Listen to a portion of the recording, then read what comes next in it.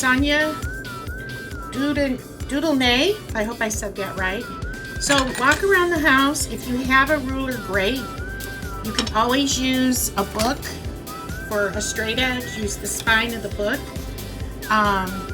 So you're going to look around the house and you're going to find some objects. So the first thing I want you to do is take one of your larger objects like this, and I want you to put it down. So this is a plate, and it's off to the side a little bit. It's not quite in the center. It's off to the side, and I want you to draw around it. Then take your ruler or the edge of your book and go ahead and probably draw a line right down the middle. So you can make yours different than mine. You don't have to make yours the same, but I'm just going to give you an example. So I have this little thing that I have when I went to England. So I'm going to put that in there, and I'm going to draw around it like this. Okay? And then you can also use square objects, and it's always good to overlap. It's always good to overlap. So I'm going to put that in there. Then I'm going to go back and I'm going to draw a line again. This time where sort of this meets and this meets, I'm going to put a line that I'm going to skip. Put a line, skip. Okay? Then I'm going to put a line, and then I'm going to skip and then put a line. So you notice it's not all the way through. Now, I don't want carbon copies of hers. What I want you to do is be creative and come up with your own idea, but you are to use hers as inspirations. Okay, that's to give you some ideas of what you can do. You can always put a circle inside a square like this, and if it doesn't complete all the way around, that's okay too. I have a magnifying glass. I'm just going to use it for a circle, and I'm going to take this and I'm going to put it right here, and I'm going to draw around it like that. And you can take tape. You can take the tape roller, and you can use this as well. You can use this, you can use the inside, you can use the outside. It can run off the page, that's okay too. And then I'm going to take and I'm going to put in a few more lines. So make sure you put in at least, I would say, maybe 7 to 8 lines, and make sure some are horizontal, some are vertical. They don't all have to go through. And make sure some are diagonal. Make sure some are diagonal. So I have some diagonal. I need a little something right here. So I'm going to take, let me take the square again. It's always good to repeat. And this time I'm going to put the square a little bit over like this. And then, so you should have traced at least, I would say 1, 2, 3, 4, 5, 6, maybe 6 or 7 times deciding on the side of your paper. All right, after you do that,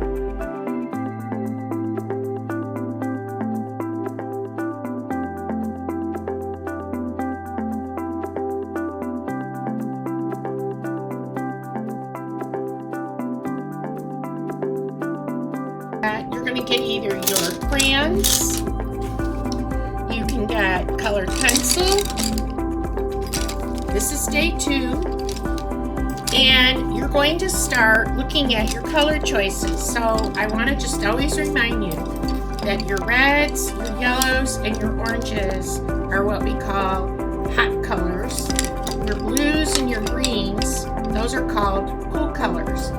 So you want to make sure that you put a hot color next to a cool color, because if you put all hot together, sometimes it doesn't look so good. Or make sure that when you put 2 hot colors together, that they're not so much the same. Like this red and this orange, they can all kind of look like, when I get done, they would all look like they would be the same, and I don't think I want to do that. So I want to make sure that I mix them up. So let me tell you a little secret. When you're deciding what you want to color, I always just to lightly outline like this, so I know this is the area that I'm going to be working on. And then if it's a big area, I'm going to use the side of my pencil, and I am going to use the circle technique. So I am using the circle technique, and the goal is to get this as even as possible. We don't want to see which way you used your pencil. So if you use the circle technique like this, then it somehow seems to cover it up. Now you can go like this at first, and you can go around and do straight lines, but always finish up with the circle technique. The circle technique. Now, if you're advanced art, I want you to try shading. And that's where you take this and you shade from dark to light. From dark to light. Okay, so you're shading from dark to light. And on a document camera, it's really hard to see the difference, but if you were to see it live, it looks really good. Okay, so then if I do want to put another warm color next to it, outline first and then fill in. Now, one more thing, you're going to work on coloring this in for day 2 and I think day 3. Now you can repeat right here, just because you don't have to have every single color in the book. You can be selective and just use certain colors, and go ahead and repeat those colors in other areas. It's always good to repeat. Alright, so you're repeating your colors. Now, I'm going to take a cool color, and the complement of red is green, opposite on the color wheel. So that green next to the red would look really good. So I outline it, and this time, instead of shading, I'm going to fill this in solid like this, okay? Instead of doing some shading, so I'm going to vary this a little bit. And then the complement of yellow is purple. So purple always looks good next to yellow. So I'm going to outline this in purple. And this one I'm going to do some shading. And I'm using the circle technique. And I'm going from light to dark like that. And the other combination is blue. And the complement is orange. So if I make this blue right here, then the complement would be orange. So you may want to play around with warm colors or cool colors and or complement colors. So complement colors are colors that are opposite each other on the color wheel. So if you have pink, well, pink is in the red family. So that means it would be like a limey green.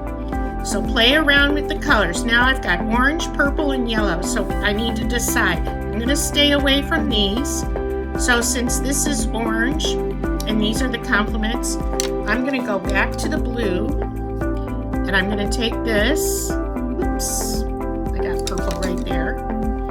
I'm going to take this. And I am going to outline it like that. And I'm going to fill in. And I want to either do shading or I want to do solid.